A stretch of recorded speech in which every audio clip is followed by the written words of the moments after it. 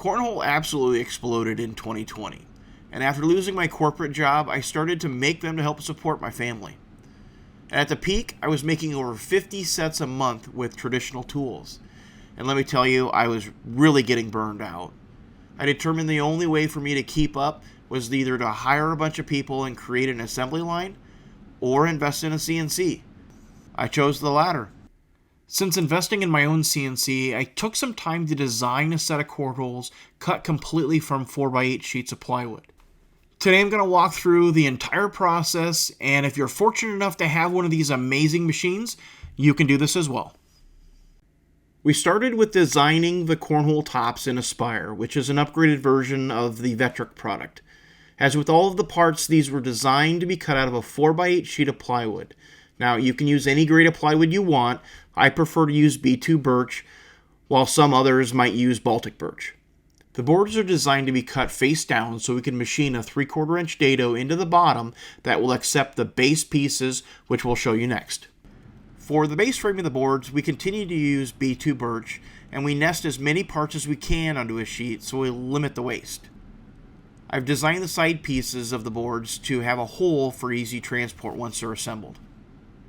Moving on to the legs, similar to the tops and the bases, we're using a full sheet of B2 birch to cut the legs. As with each of these files, the tool pass will make several passes, initially cutting the parts leaving an onion skin and then coming back on the final pass to remove that onion skin. This is to ensure that the parts do not move during the machining process. Now that all the files have been created, we can begin the machining process.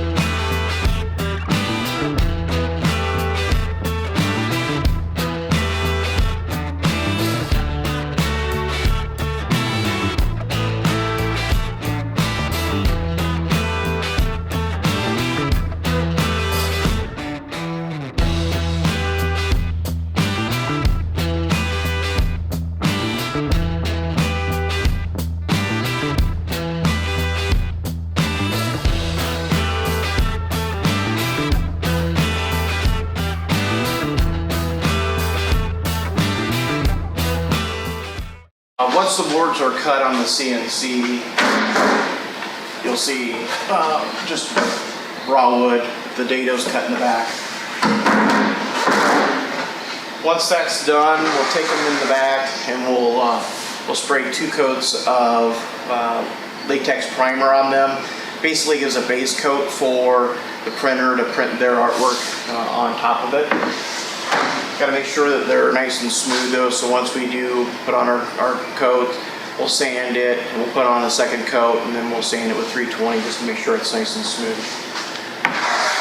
Once we get them back from the printer, you can see how amazing this thing turns out, and this is actually just printed directly on top of the board. Once we get those back, usually the first thing we do is spray them with spar urethane. And we'll get to that procedure next. As I mentioned, we use a spar urethane to spray the tops of the cornhole boards. We do give the tops 3 coats of the spar urethane, allowing it to dry in between each coat, and then we move on to the assembly of the cornhole board the following day. Once the tops are completely dry, we'll begin to assemble the boards and get them ready for delivery.